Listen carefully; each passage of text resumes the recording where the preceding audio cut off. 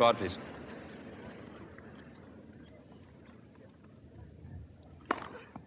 On July the 6th, 2008, Rafael Nadal and Roger Federer met in the Wimbledon men's singles final. What unfolded was possibly the greatest tennis match of all time. It was a 5-set epic, at the time the longest ever Wimbledon final. After rain delays, the match concluded at 9:16 p.m. local time, with Federer dramatically dethroned by Nadal. It ended the Swiss Masters' run of 5 consecutive Wimbledon trophies, and to many, the match signified a changing of the guard. Rafa was the king of clay, but everything else was Federer's domain. It was a pivotal match, a defining moment in an amazing rivalry, but 6 months later, Federer had a chance to answer his critics. Going into the 2009 Australian Open final against Nadal, a lot was weighing on Federer's shoulders. He was still the favourite, but only just. He led the head-to-head on hardcourt, despite Nadal having a better record against him overall, but people were starting to question Federer's superiority.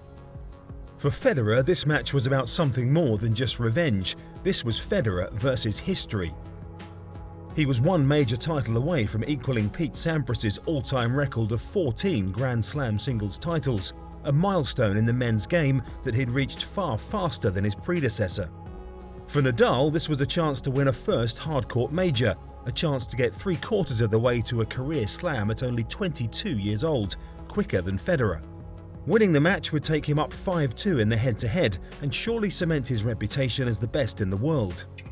The pair had differing fortunes in the semis. Nadal played out a 5-hour, 14-minute match against his fellow Spaniard Fernando Verdasco. It was the longest ever match at the Australian Open, finishing at just after 1 o'clock in the morning, giving Nadal just 42 hours to recover for the final. Federer, by comparison, rolled over Andy Roddick in just over 2 hours. Before the final, there was a huge sense of expectation in the air. Two titans of the modern game facing off for the first time in a hardcourt Grand Slam final. Despite the grueling nature of his semi-final efforts, Nadal stayed with Federer in the first set. Federer, seemingly deflated by the Spaniard's energy, was serving poorly. Nadal broke serve 3 times to grab the first set 7-5. Federer's slow start continued into set 2. At 3-2 down, he changed tactics and started to engage with Nadal from the baseline. The Swiss began stepping in, upping his aggression and intensity. It worked. He won 4 games in a row, tying the match at 1 set all. The third set was a slog. Nadal, determined to get everything back, was hunting down every ball, forcing Federer into errors. But it was taking its toll. Nadal started to struggle physically, reluctantly calling for the trainer at 3-2. He still managed to force a tiebreak. At 3-all in the breaker, Federer shanked a forehand to give Nadal a mini break. Nadal then hit a forehand winner, followed by a super point at the net to bring up 3 set points. Federer double faulted on the first, literally handing Nadal the third set. Was Federer about to lose his first hardcourt Grand Slam final after 8 previous wins? Not without a fight. Federer found his groove on serve in the 4th set, taking it up a notch.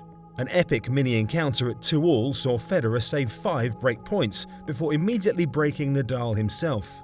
Seizing the momentum, he went on to take the 4th set and create the grandstand finish everyone wanted.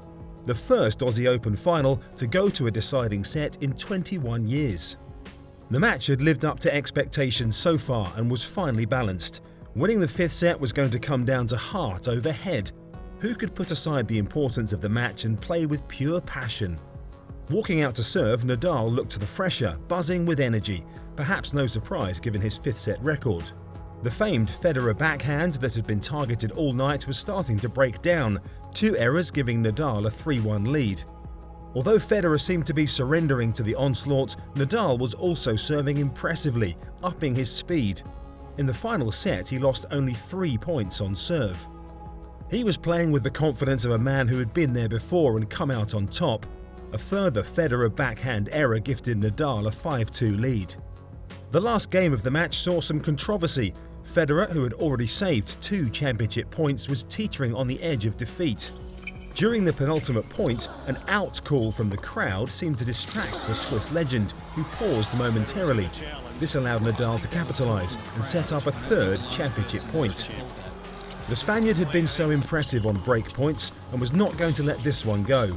Another nail-biting rally followed, but this time it was a Federer forehand that missed long, and after 4 hours and 23 minutes, Nadal emerged the victor. It was a gut-wrenching loss for Federer, who had really given the final set away. The moment had got to him. It was a rare moment when he'd struggled to handle the pressure. At that point, Nadal had been the only player to have beaten Federer in a major final, and he was certainly in his head. It was also a superhuman effort from Nadal. In the previous 8 months, he'd won Roland Garros, Wimbledon, the Davis Cup, an Olympic gold medal, become world #1, and now clinched his first Australian Open. It was his 6th major title, clearly stamping his name as the best player in the world, and in the process inflicting a stunning blow to his closest adversary. Federer's 5th set breakdown continued into the post-match presentation, when he was clearly devastated by his capitulation. Despite reaching a major milestone in his career, Nadal looked somber throughout the trophy ceremony. As he lifted his first Australian Open title, he had a muted smile on his face, almost as if showing remorse at the way he dismantled Federer in the final set. Then, in what was to become an iconic moment in this great rivalry, Nadal comforted and embraced a teary Federer on the podium. He also apologised to him in his post-match speech, reminding him, "You are a great champion. You are one of the best in history." A heartwarming touch that marked Nadal as a true champion, humble and modest, both in defeat and victory. It was an iconic moment, sparking a remarkable friendship.